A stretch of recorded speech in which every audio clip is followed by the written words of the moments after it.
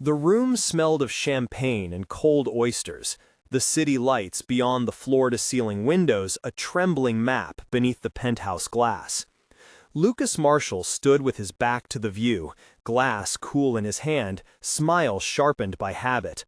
Across the room, Jack leaned in, voice low and dangerous as a dare.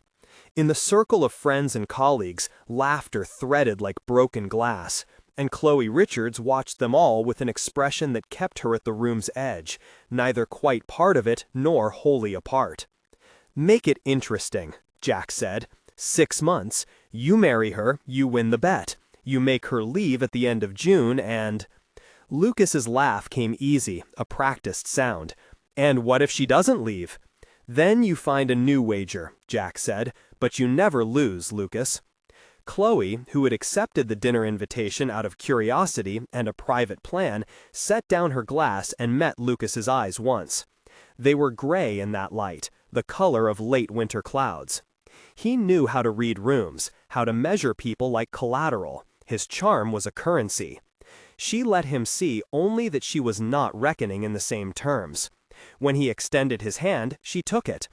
The contract, when it was spoken aloud later over lawyer signatures and the ceremonial clinking of cutlery, would read like a jest to everyone else. A marriage of convenience, 6 months, an agreed separation at term. To Khloe, it would read like a stage, a place to stand and watch how power moved when it thought it could rearrange a life without consequence. The wager was small talk made legal. On paper, it was a clause and a date. In the dark of Khloe's apartment, she pinned her plan like a needle to cloth. She had reasons beyond revenge, a ledger of losses that belonged not only to her. Her father had been a man steady in the simple arithmetic of his shop and his afternoons, a man whose ledger had been erased by a ruthless corporate squeeze that had left his business hollow and his pride exposed. The company that bought him out had done it in a way that looked like progress on press releases, efficiencies, restructuring, a smiling spokesperson, and a legal team. In the quiet after that deal, the phone had stopped ringing for him. The funds promised and then delayed were the soft corrosion that followed. He had been found one morning, an absence that landed on the family like a fault line. Khloe carried that silence the way others carried photographs, small, sharp, impossible to ignore. She would not tell Lucas the details at first. She preferred the slow work of a plan that stung only when it needed to. Her reserve was a tool. She had learned to hold her grief steady so it would not be used against her. The marriage contract said nothing about motives, and the law liked its own neat edges. In the marble and glass of Lucas's life, she moved like a wind that did not expect welcome. The first months were a lesson in boundaries. Lucas, accustomed to life bending toward his will, treated the marriage like a new venture. He bought art he thought she should like, placed bouquets of peonies, fragile, overdone, on the coffee table as if ritual could replace knowledge. He arranged dinners with philanthropists. He instructed his staff that Khloe be met with courtesy and curiosity, not interrogation. She accepted none of it in the way he intended. She determinedly refused the dinners that were meant to soften her into social ease. She moved through his penthouse as an observer, a camera in a world that had been staged to flatter him. She brewed coffee that was too strong and read the labels on the kitchen shelves with a calm that became its own kind of answer. "You're quiet," Lucas said one morning, watching her from across the room. "I prefer listening," she said. "It tells you what people really mean." He smiled, that practiced, half-bowed intimacy, and when he tried control in small ways, deciding who would speak at charity events, choosing her interview clothes, she refused with a steadiness that made him recalibrate. She never raised her voice. She used small refusals like a surgeon uses a scalpel. And because he was arrogant enough to think he could charm or buy his way through anything, the quiet enraged him more than open defiance would have. At first, his moves were the sort that had always worked for him. A redirect, a dinner, a business tango in which he was always 2 steps ahead. Later, they became subtler. Emails that questioned her reputation, hints planted to friends about her instability, a rumor here, a withheld reference there. In the boardrooms where Lucas's power had once made people bend, he began to mist his control into the softer chaos of influence rather than force. Khloe watched the effect of his decisions on the lives that brushed against them: workers laid off without real warning, small suppliers for whom his company's decisions meant months and sometimes years of unpayable debt.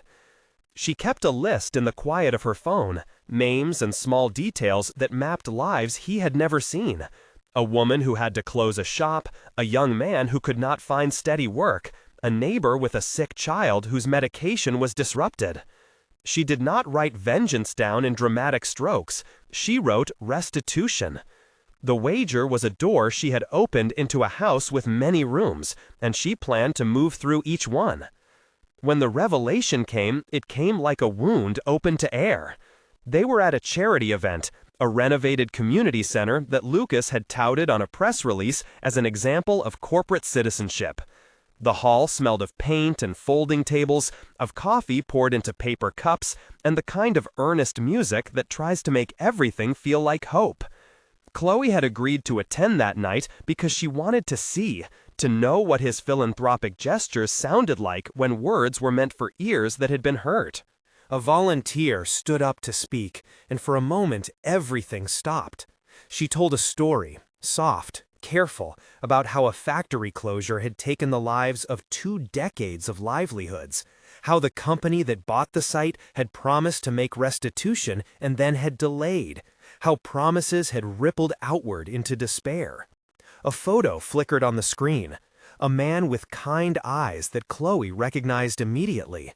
Her father, years younger, in a picture taken at a community fair, smiling in a way that made her throat ache. The volunteer's voice faltered as people in the room learned the human face behind a corporate line item.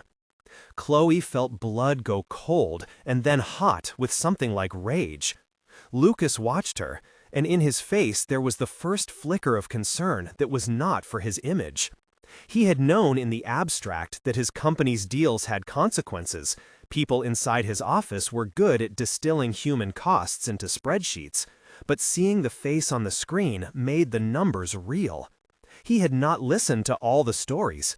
He had never sat in a community center where the floor smelled like paint and coffee and regret.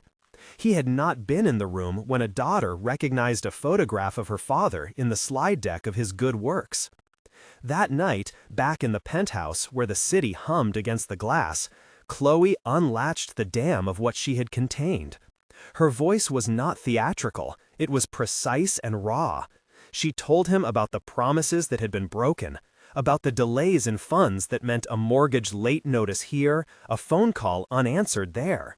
She told him, finally, about the morning they had found her father where he had chosen to end the day. She did not paint the scene in detail, she refused that, but she spoke of the absence and how it had sounded in the house, the small silences that became rooms to live in. Her hand found the vase on the table, and she pressed a peony to her chest as if it were a talisman. Lucas listened. This time his defenses did not come first. His world, built of advantages and polished deals, felt different under the weight of her words. He had been a man who believed in causes and returns, who measured compassion in headlines and photo ops. Now he met, for the first time, the human ledger of cost. In the days that followed, his reactions shifted from reflex to disorientation. He sent apologies, emails that read like press statements, then realized statements did little to recompense nights a woman would never get back. People began to look at him with a different kind of curiosity, not the kind that wanted to be near his power, but the kind that wanted an explanation. There were whispers in the staff corridors, and one of the junior managers, someone who had once been near to resignation after the company's restructuring, left and took the time to tell Khloe, in private, how a family had lost their home after deaths that were never properly resolved, how they'd slept fewer nights and the children had gone hungry for a week that had stretched into months. Khloe did not gloat. Her revenge was never about spectacle. Her strategy had always been that Lucas would come to know the damage in bone and not in bullet points. Seeing that happen felt like cold water and then like ash settling. It did not make his guilt vanish. It did not, by itself, bring peace. But guilt can, when genuine, be a beginning. Lucas entered that narrow corridor. At first, his responses were clumsy and performative. A transfer labeled settlement that arrived with a press release. An invitation to a community meeting that his PR team arranged. Khloe refused these gestures as politely as she could. Then he did something he had never done before. He stepped out of the limelight. The first real action that mattered came when he asked Khloe, not for forgiveness, but to help him understand how to fix things. She had the agency to refuse. Instead, she agreed to a single, controlled meeting with representatives of a small supplier whose business had almost collapsed. The supplier was a woman named Maria who kept her hair tied in a tight knot and had hands that told their own stories. Maria used to deliver uniforms for a contract that Lucas's company had redirected to a larger firm promising economies of scale. Instead of economies, it had meant a collapse in Maria's cash flow. Lucas sat across from her at a plain table in a cramped office with a flickering fluorescent light, and he listened. He took notes. He did not speak in talking points. When Maria told him what happened, he had to swallow the something that rose up in his chest, that stupid animal instinct to defend his decisions. Khloe watched him and saw him make a choice, to stay present. From that small meeting, things began to change, step by painstaking step. Lucas authorized funds to make Maria whole. He asked the legal department to create a fast response fund for small suppliers. No flashy press release, at Khloe's insistence, but a discreet, guaranteed mechanism for restitution. He resigned from one committee that had created a culture where cost-cutting trumped human consequences. In private, away from cameras, he wrote checks. He visited townspeople whose shops had been closed and listened. He sat at the kitchen tables of people whose work had been diverted, inhaled the smells of soup and lemon cleaner, and let the days of another life register on his skin. He did not stop being privileged. He altered habits. He sold a second apartment, not for show, but to raise capital for microloans. He fired an executive who had used means of intimidation that bordered on the criminal. From that small meeting, things began to change, step by painstaking step. Lucas authorized funds to make Maria whole. He asked the legal department to create a fast response fund for small suppliers. No flashy press release, at Khloe's insistence, but a discreet, guaranteed mechanism for restitution. He resigned from one committee that had created a culture where cost-cutting trumped human consequences. In private, away from cameras, he wrote checks. He visited townspeople whose shops had been closed and listened. He sat at the kitchen tables of people whose work had been diverted, inhaled the smells of soup and lemon cleaner, and let the days of another life register on his skin. He did not stop being privileged. He altered habits. He sold a second apartment, not for show, but to raise capital for microloans. He fired an executive who had used means of intimidation that bordered on the criminal. He gave up a daily schedule that had left him no time for anyone else's calendar. Each action was small and repeated enough to be believable. He understood, finally, that restitution was not a single grand gesture, but the accumulation of patient, ongoing labor. Khloe watched all of this with a guarded skepticism that softened into wary appraisal. She had not expected to become an advisor. She had expected to be the witness who watched a man fall because he had deserved it. When he knelt, metaphorically, and once very literally, asking in a voice that cracked for a chance to make amends, she set terms. Reparations, to her, were not charity, but a ledger of justice. She insisted on contact with the families, on transparency, on measurable outcomes, a program that guaranteed back pay in installments, counseling for those whose families had suffered most, and a partnership with local clinics to ensure medical needs were addressed. Between these practicalities, human moments threaded through. Lucas learned to sit in discomfort rather than mop it away with donations. He learned to apologize without grandstanding.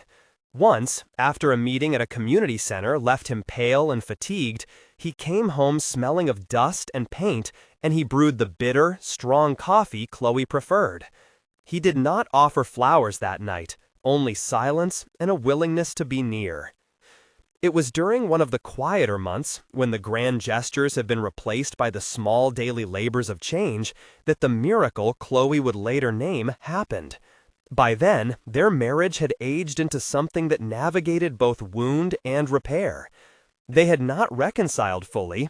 Khloe remained a guardian of her own scars, but they had found a rhythm that required nothing theatrical.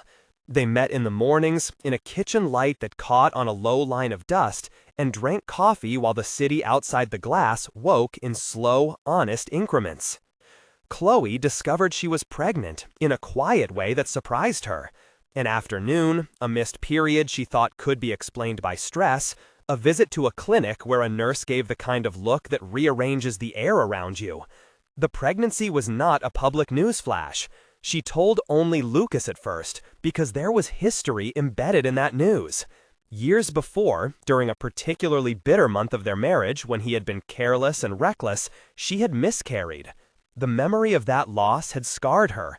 Its grief was both private and monstrous. She had not invited Lucas into the quiet of that grief then, she had borne it alone. Now, in the plain, tile-lit corridor of a medical office, she told him. Lucas sat on a vinyl chair and watched her face shift in relief and fear. The news lodged between them like a new, fragile thing. For the first time in a long time, he did not try to frame the moment for optics or for applause. He put his hand on top of hers and allowed the silence to do the work conversation could not. Days later, they received news that the pregnancy was progressing. It felt to Khloe like a small miracle, a life moving forward despite the scabbed past. She did not know, and had not intended, that this would be the threshold for something extraordinary. It happened at a late summer community blessing at a small church the company had funded as part of its outreach program. Khloe had agreed to attend because Maria's mother was being honored, and she wanted to be present for the families who had been part of the reparations program. The sanctuary was air-warm and smelled faintly of lilies and wax. People sat in folding chairs that creaked softly. Lucas stood near the back, his shoulders narrower without office armor. He had agreed to be there in a modest way. His presence was less a PR move than a personal attempt to continue to be close. A woman from the community, an elder whose son had been saved from prison after Lucas's company had agreed to back a restitution plan, gave a testimony. She spoke of nights she had been too afraid to open the door, nights when the world felt like a weight. When she talked about the new microloan that had reopened her son's bakery, she looked up at Lucas, and something bridged the years between caution and gratitude. People prayed, hands were laid on forearms and shoulders. Khloe sat at the end of a pew, palms flat on the wood, heart uneasy, and then oddly light. Then, in the hush that followed the prayer, something happened to Lucas. It was not theatrical. There was no white light, no cinematic swell. He stood, and then sank to his knees, as if the gravity of many small confessions had found him. His face was wet with tears, tears that surprised him. For someone who had kept his private life compartmentalized, the release was not elegant. He doubled over, caught in a current that had no rhyme to his past logic. People around him reached out. A hand touched his shoulder. An elder's voice murmured a blessing. And then, amid the low chorus of voices and the scent of lilies and candle wax, Lucas began to speak. The sounds were not English. They were not any language he had learned in boardrooms or foreign trips. They tumbled out of him in a cadence that held pitch and rhythm, an odd and ancient music to it that made some heads tilt in concern and others in wonder. Some listeners hushed, some bowed their heads. No one at first attempted to translate. Khloe felt something break and reassemble inside her. She remembered, with blunt clarity, the nights when she had watched her father decline, and when silence had been his last speech. She had never sought the spectacle of conversion. She had wanted justice. Now, watching Lucas, her husband, once an atheist who had been vocal about his disbelief, utter these sounds, she felt a mix of disorientation and be oddest of mercies. What did it mean that a man who had dismissed belief was now wrapped in a language none of them could claim to own? Those around them had varying reactions. Maria crossed herself and wept softly. Jack, who had never been comfortable with discomfort unless it was pointed at a punchline, stood off to the side with his jaw working. A minister who had been invited for the community blessing stepped forward, a look of pastoral curiosity softening the lines of his face. He spoke gently, asking if Lucas felt taken by something he could not name. Lucas could not answer in English. He could only let the sounds come until they slowed and then stopped like a tide receding. When the moment passed, Lucas sat on a folding chair and stared at his hands as if meeting them for the first time. He had no ready vocabulary to name what had happened. Later he would call it a release, a suffocation lifted, an answer to a question he had not known he needed to ask. He had no doctrinal conversion to declare, he had simply been moved by a force that felt larger than his logic. In the quiet car ride home, he said, when words finally found a place, "I don't know what that was." Khloe tried to meet him without theatrics. She had watched men perform repentance as carefully as they had once performed power. This was not an actor's move. His body had given up something he did not intend to command. If a miracle was to be named, she would name it still with the caution of someone who had learned not to mistake spectacle for healing. He had not been made innocent by the sound. He had changed in the way that matters. The work inside had accelerated. He began, afterward, to look for ways to be present that had nothing to do with optics. The speaking in tongues did not absolve him. It propelled him into a deeper, messier accountability. The community noticed. For some, his trembling speech was evidence of genuine interior change. For others, it was a curiosity, another headline whispered in the corridors of the rich and the suspicious. Lucas did not try to make believers of anyone. He did not suddenly start attending every church service or adopt the language of those around the altar. He attended a few community gatherings, sat quietly, and listened. He continued to visit families, to sit at kitchen tables, to sign checks without a camera. Khloe watched the arc of his actions. She saw the man who had once thought in terms of leverage now rearrange the furniture of his days to make space for other schedules. She saw him donate not for the benevolent sweep of a press release, but in direct response to requests. Money to pay for a child's medication, funds to reopen a bakery, legal help to contest wrongful evictions. She saw him accept rebuke without initial instinct to deflect. The miracle, if that was the right word, had not changed his appetite for power in total. It had reoriented it. It was an internal current that pushed him into the long corridor of repair. Khloe took tentative steps toward him. She let small things matter. She accepted coffee brought without show, a folded note left on the table that said nothing of apologies, but everything of presence. She watched him fail sometimes, old habits clung, and when he did, she reminded him of the terms they had set, restitution, not rhetoric. He returned to the work with more humility than she had expected to find inside him. Their reconciliation was slow. It could not erase loss. It could not return a father or reverse a night of deep personal tragedy. But for the first time, they navigated grief and responsibility together. They planned a simple ceremony, not the penthouse spectacle of their first wedding, but a small gathering of those who had been part of their shared work. Maria baked bread. The elder who had spoken at the church sat at the front and smiled without prayerful posture. Guests brought peonies in modest containers. Khloe placed them on the table because they had been a strange constant between them, a symbol Lucas had used to beg attention and which she had learned to accept as a measure of small reparations. When Khloe discovered she was further along than they had first thought, when the clinic confirmed a healthy rhythm and a heartbeat that sang in the quiet of the scan room, the city felt outside and small. Lucas, sitting in the corridor, looked like a man recalibrated. He had not become a zealot. He had become a father in the making, who had been taught humility by the long ledger of other people's suffering. He laughed for the first time in a way that was not to cut or command. It was the laugh of a man who had been invited into surprise.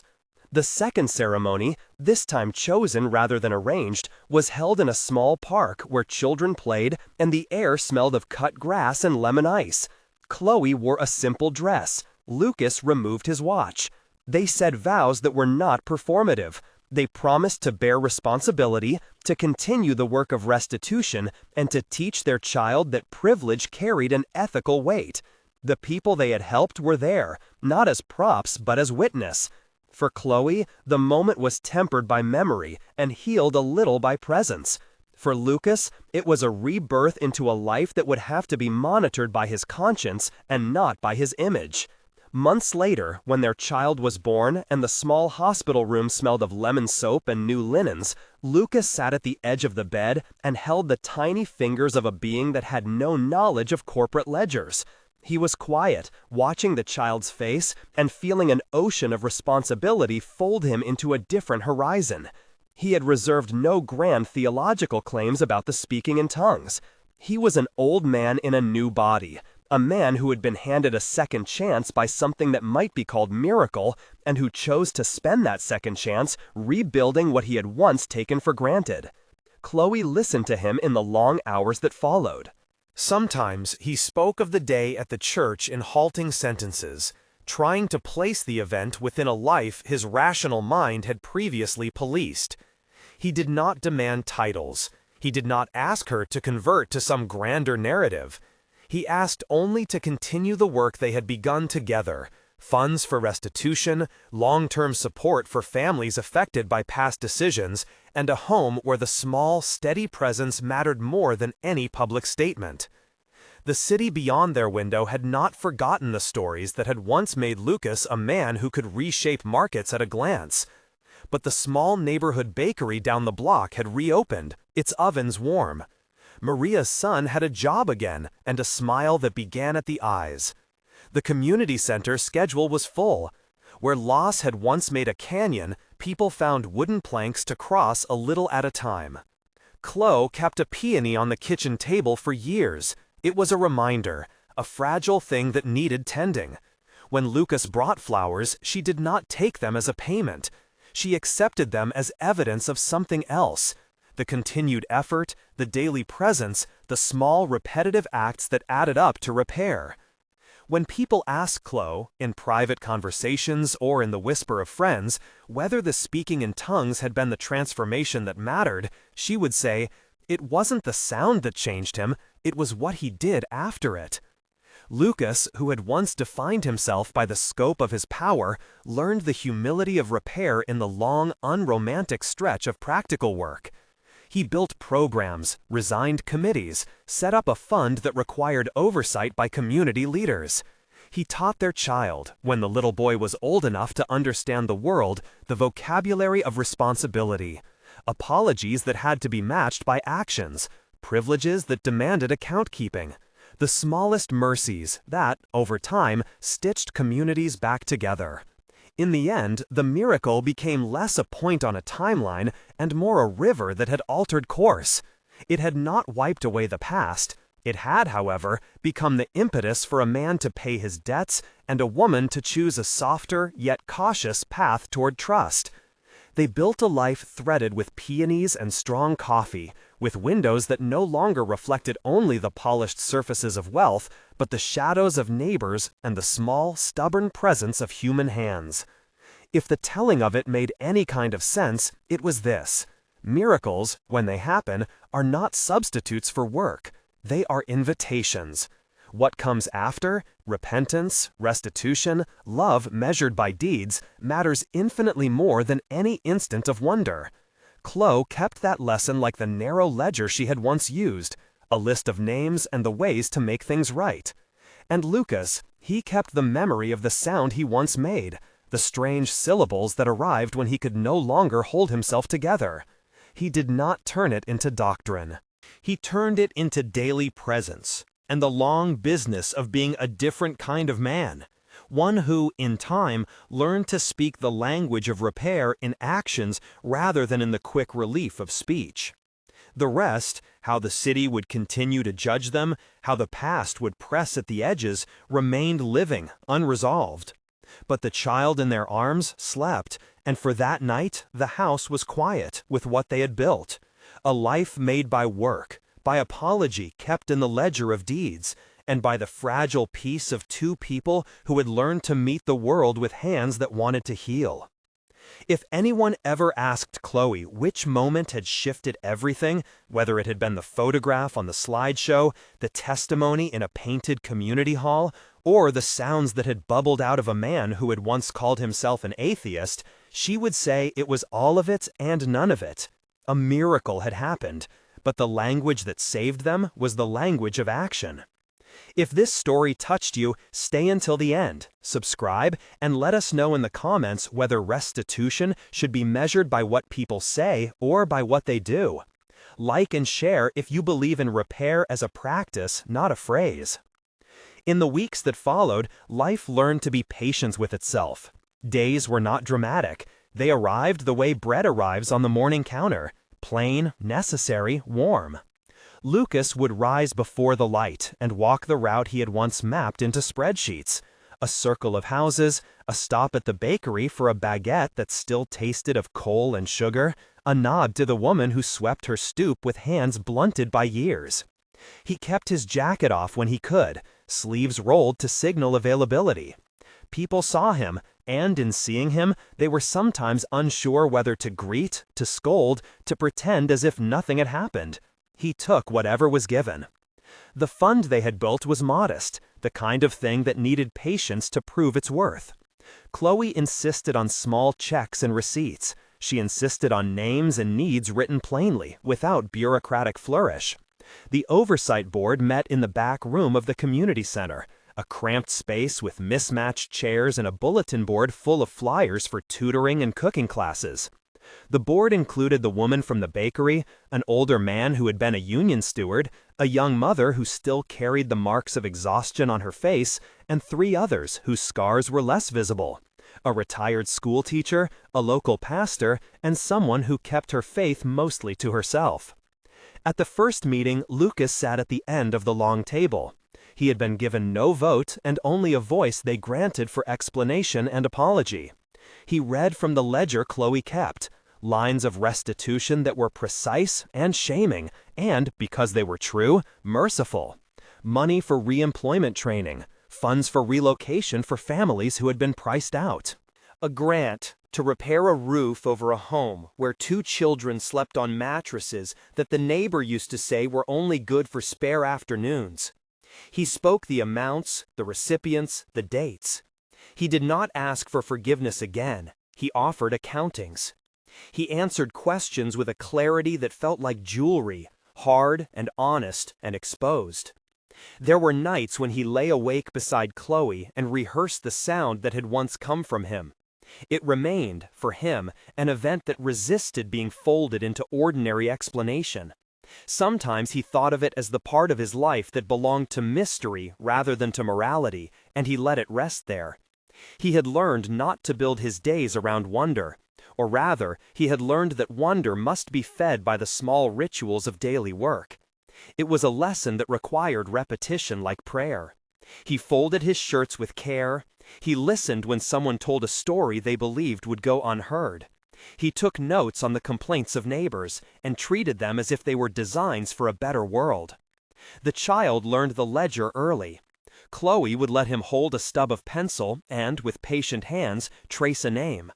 "This person needed new curtains," she would say. "This is how we help when we have the means." The boy colored outside the lines with a focus that made Khloe laugh. Once, when a neighbor came to the door with tears and news of a furnace that had finally died, the child, small and solemn, offered his toy truck as a loan.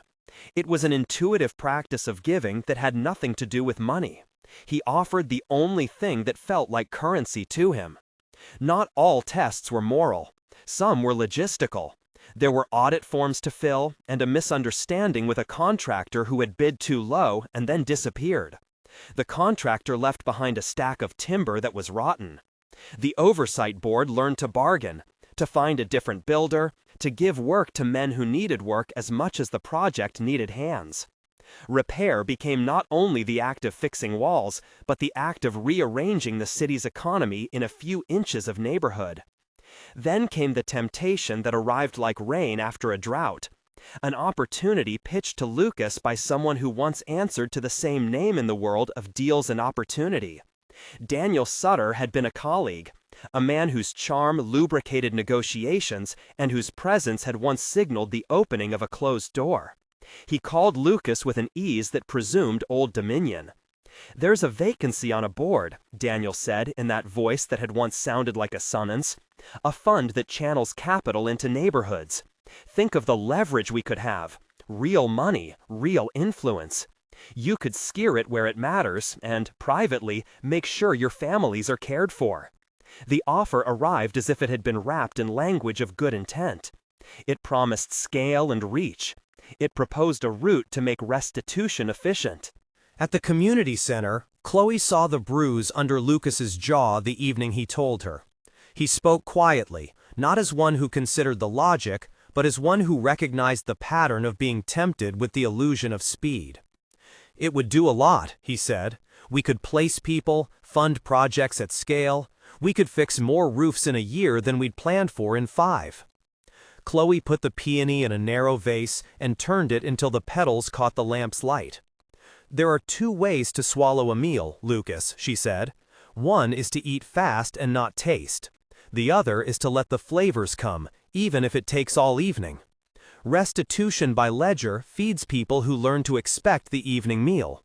Power feeds people who learn to be hungrier." He did not dismiss Daniel's offer out of hand. He went to the meeting he had been asked to attend and watched the room with the attitude of a man who had once invented needs and then supplied them. The fund's headquarters glittered with marble and an art program that featured images of uplift. The other board members were the usual cast, men with deep voices and women with checkered reputations for negotiation. They proposed partnering with Lucas's program and offering him a seat in return for an endorsement. At the meeting, Lucas listened to language that promised efficiency, metrics, scalability, impact in quarterly increments, and felt as if the words had been stitched onto a coat that did not fit. He thought of Khloe's ledger and the neighbor's mattress.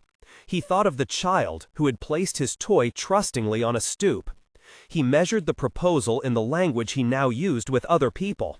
Would this scale of money require one action that would make a person's life worse for 10 people to be made better? Would the administrative model require decisions to be made behind closed doors rather than in community rooms with mismatched chairs? When the vote came to bring him on as an advisor, he demurred. He did not explain his reasons in a speech that would have drawn applause. He explained them in the phrasing that had become his. "I will not trade accountability for efficiency," he said. "I will not ask people to believe in a faster mercy if, by being faster, we are invisible to them." The board's faces hardened. Daniel looked at him, and for a moment that old charm tightened into something like contempt. "You are making it harder on yourself," Daniel said later when they were alone on the marble steps. "Maybe I'm making it slower," Lucas answered, "but slower doesn't mean worse." Some in the neighborhood called his refusal naive. Others called it obstinance. A few, including the pastor on the oversight board, called it a necessary boundary. Something in the air shifted. Pressure came, as it often does, not in a single decisive blow, but as a series of small nudges. A columnist who suggested Lucas was playing at redemption. An email from an anonymous donor suggesting that if he wanted more help, he should stop behaving like an amateur. Whoever pushed called it realism. Lucas called it the test of whether his life after the sound would be another version of the same hunger. A week after the proposal, a rumor slipped through the neighborhood like a fox. Someone had found on a public ledger a line of money linking Lucas's name to a developer who had been involved in the deals that had displaced families years ago. The entry was ambiguous. It could have been an accounting error, a mislabeling of funds, a finger on a keyboard. The oversight board convened in a crisis that had the claustrophobic quality of a storm meeting. People showed up who did not usually show up. Neighbors who had attended only the free cuisines in the summer.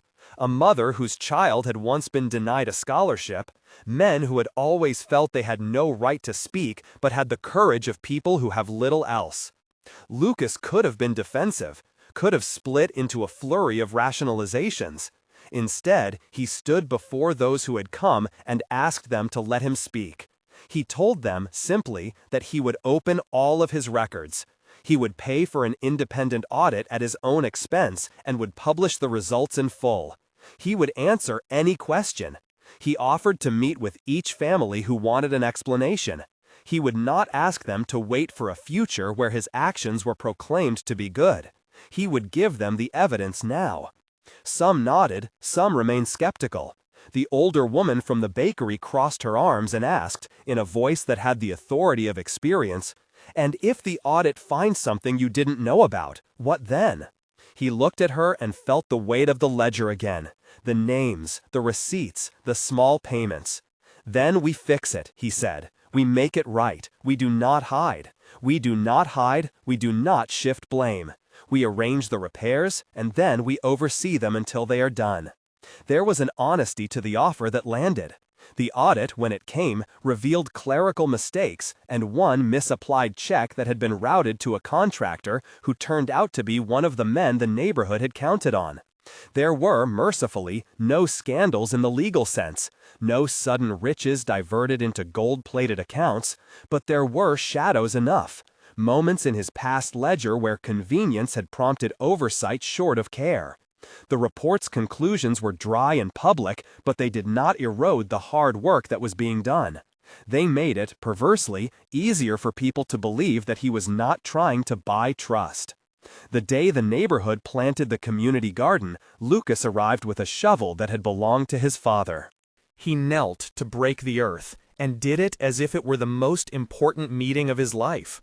Khloe stood back with their son, who by then could plant a seed with the seriousness of one who understood causality. The pastor gave a small, plain blessing that did not invoke thunder or miracles, but invoked steadiness. Neighbors came with fertilizer, with gloves, with stories about what they had done to coax life from their own yards. They planted peas and beans, and, in a corner, a bush of peonies that Khloe had paid for from her own modest savings. It was an act that declared something modest and priceless, that beauty could be cultivated, that the past needn't be erased for the future to have tenderness. When winter approached, the work of repair became quieter and more interior. The fund's disbursements were steady but modest. Khloe took on a part-time bookkeeping job at the center. Lucas began teaching a class in practical finance for people who needed to start small businesses, offering lessons on budgets and the ethics of credit. He spoke plainly about mistakes he had made, not in confessional drama, but in the matter-of-fact tone of someone trying to keep others from repeating errors that cost more than money. His students listened because he had lived through the lesson and offered it without flair. There were nights when he almost slipped, not into old power, but into the longing for recognition that used to make him invent grand gestures. The temptation was mostly private, a desire for someone to stand up at a meeting and say, "You did it, you saved our street." Instead, he found himself content with small, private reconciliations. A neighbor whose child he had helped place in a job smiling at him. A repair crew that waved when he passed. Khloe's hand finding his on the subway ride home. He learned to let his heart swell in the smallness of these things. The child grew, as children do, in ways that sometimes made the adults around them rearrange their priorities. He began to ask questions that required answers about weighty things. One evening at dinner, with a plate of stew between them, he asked plainly and without ceremony, "Did you hurt people before you did good things?"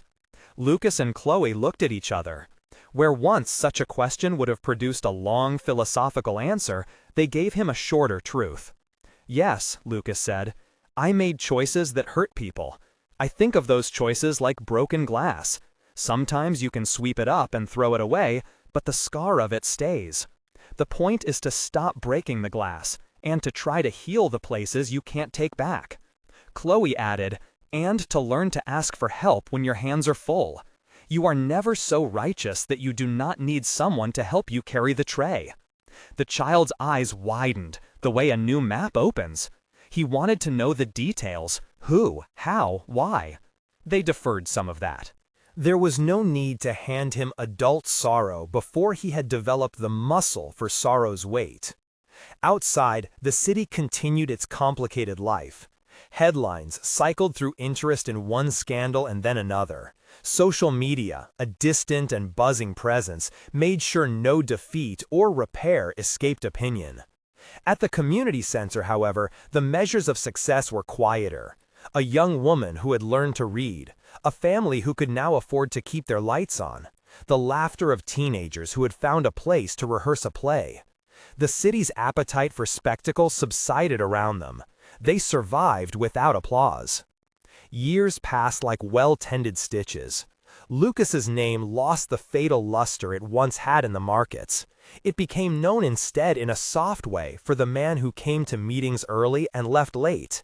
People stopped asking whether his transformations were the result of some solitary event and started asking instead what rituals he kept. Did he attend the meetings? Did he answer his mail? Did he give in ways that matched his apologies? The new questions were about fidelity. There were, of course, nights when old adversaries reappeared, men from the era when Lucas had been less careful. They invited him back into a sphere that operated on the logic of quick gain and curated reputations. He listened to these offers the way a man listens to a storm warning from a distance, with respect for the force, but with a sense of irrelevance. He had been tested once, and, more importantly, he had learned which of his bones would splinter if struck again. As the child approached adolescence, Khloe and Lucas began to talk, in the long evenings when the street was silent and the radiator hissed like an old animal, about what grace would look like when he was older. Not the showy grace, but the practice of being available to repair, to answer, to be a neighbor to the neighbor whose name one could not pronounce, to the people whose losses had been cataloged in Khloe's narrow ledger. They spoke about the future in practical terms. Will they leave money? Will they leave a center? But mostly they spoke about habits. How to be slow to speak, quick to repair, willing to be the first to pick up a broom. One December, when frost laced the windows and the peonies were skeletal in the garden, the community celebrated an anniversary of sorts. The center had been reopened 5 years since its reformation.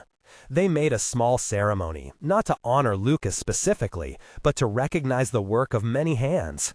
A table held casseroles and coffee. The pastor gave a short speech about humility. The retired school teacher, the one who used to hawk pencils in the back rooms of classrooms, presented Khloe with a homemade notebook bound in leather, inscribed with the names of those who had been helped. People read the names with slow attention, each one a place where a life had been steadied. Lucas stood at the back, watching, and felt something like a quiet harvest. It was not a moment of vindication. There were still those who muttered. There were still meetings where tempers rose. But the garden had survived frost, and the ledger had not vanished into clever accounting. It was a different kind of scoreboard. At the end of the night, long after the lights had dimmed and the dishes were washed, Lucas and Khloe walked back through the quiet streets. Snow had begun to fall, the kind that hushes rather than bites. They paused by the community garden, where the peonies, long asleep, held their brown stems upright like gestures of endurance. "You were right," Lucas said, his voice turned soft by gratitude and cold. "About the smallness of it, about the work." Khloe slid her hand into his. The fit was familiar and used and comfortable. "We were right together," she corrected. "That's the important part." They stood there in the falling snow and, for a moment, allowed the city's distant glows to be nothing more than a bed of paint. Around them, windows flickered with lives that were not clean or perfect, but were real nonetheless. In the years to come, there would be more tests. There would be moments when the world's appetite for stories would again demand something easy and dramatic. They had learned to refuse that appetite. They had learned to feed the world with small things instead.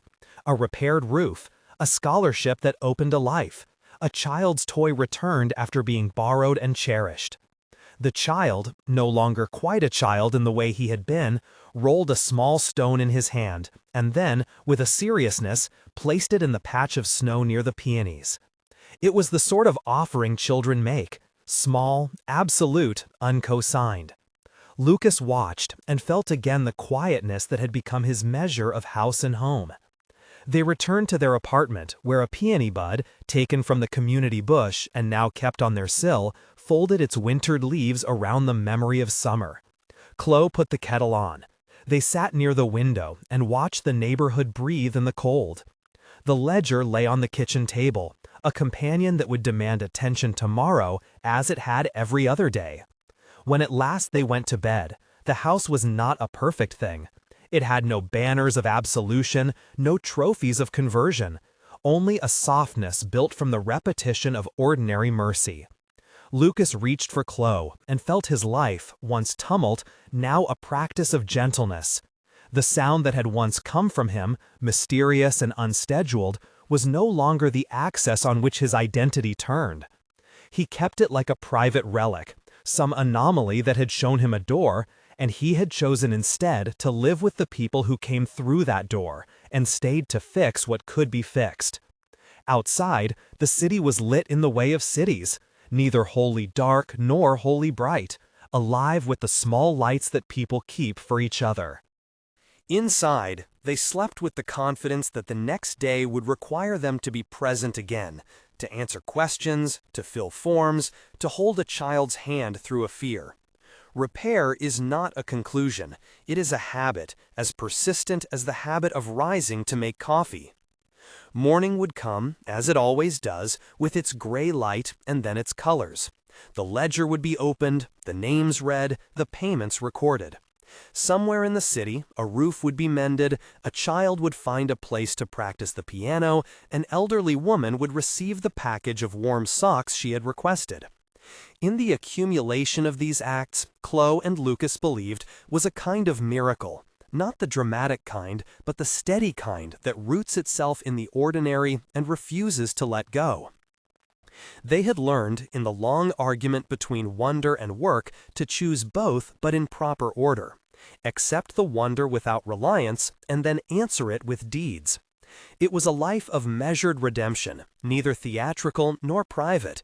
It was the slow and patient exercise of being neighbor to the people who shared their streets and their stories.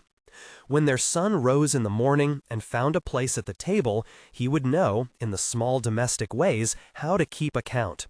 He would learn, as they had learned, to let action be the language by which apology is ultimately measured.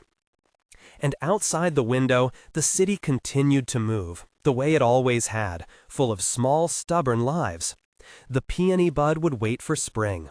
They would wait with it, tending the tiny signs of life until they could be seen in the open air. That, more than anything else, had become their work.